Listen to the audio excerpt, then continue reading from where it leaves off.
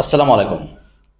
মধ্যপ্রাচ্যে যে যুদ্ধ শুরু হয়েছে, যদি এটা কন্টিনিউ হয়, তাহলে ধরে নিতে হবে যে এটাই আলটিমেটলি মালহামাতে রূপান্তর হবে। এই মালহামাতে রূপান্তর হওয়ার ফলে পুরো মধ্যপ্রাচ্য পাশাপাশি তাদেরকে সমর্থন করতে গিয়ে বিশ্বের অন্যান্য দেশও যুদ্ধে জড়িয়ে পড়বে। হতে পারে সেটা তৃতীয় বিশ্বযুদ্ধ, হতে পারে সেটা পরমাণু যুদ্ধ। বর্তমান প্রেক্ষাপটে যেটা দেখা যাচ্ছে যে ইরানকে অনেকে সমর্থন দিচ্ছে। এর মধ্যে কয়েকটা মধ্যপ্রাচ্যের মুসলিম রাষ্ট্র হুঁশিয়ারি করে দিয়েছে যে তারা আমেরিকাকে তাদের ল্যান্ড ব্যবহার করে ইরানে হামলা করতে দিবে না। সেই পরিপ্রেক্ষিতে মনে হচ্ছে যে হয়তো মুসলমান দেশগুলো আবার একটা জোট হবে। আর যদি মুসলমান দেশগুলো জোট হয়, তাহলেই তারা বাইতুল মুকাদ্দাস দখল করবে, তারা কনস্ট্যান্টিনোপল অর্থাৎ তুরস্কের ইস্তাম্বুল আবার দখল করবে। এখন কথা হচ্ছে যে তুরস্কের ইস্তাম্বুল এটা তো মুসলমানদের দখলেই আছে।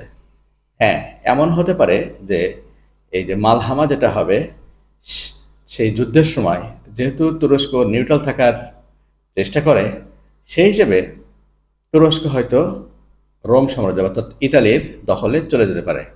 আপনারা অলরেডি জানেন যে ইতালি ইসরায়েলকে সমর্থন দিয়েছে এবং ইতালি ইসরায়েলের সাথে হয়ে যুদ্ধে লড়তে চায়। সেই ক্ষেত্রে দেখা যায় যে ইতালি এবং ইসরায়েল তাদের জোট আমেরিকা, তারা হয়তো এই কনস্ট্যান্টিনোপল অর্থাৎ ইস্তাম্বুল, তুরস্কের ইস্তাম্বুল দখল করে নেবে এবং এই দখল করে নেয়ার পরবর্তীতে মুসলিম সাম্রাজ্যগুলো, মুসলিম দেশগুলো ঐক্যবদ্ধ হয়ে আবার এই কনস্ট্যান্টিনোপল উদ্ধার করবে। এটা কিন্তু কিয়ামত আসার আগের মুহূর্তে ঘটতে থাকবে। সেই হিসেবে হয়তো যদি এই যুদ্ধটা দীর্ঘস্থায়ী হয়, তাহলে হয়তো আমরা খুব শীঘ্রই মালহামা দেখতে পাবো এবং সেই মালহামার পরপরই ইমাম মাহাদি আসবে।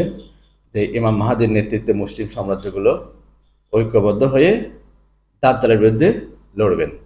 আর দাজ্জাল যে ইসরায়েল থেকে আসবে সেটা হয়তো আমরা সবাই জানি।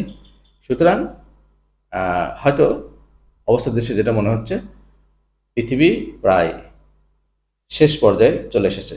আল্লাহ ভালো জানেন কতদিন পৃথিবী থাকবে।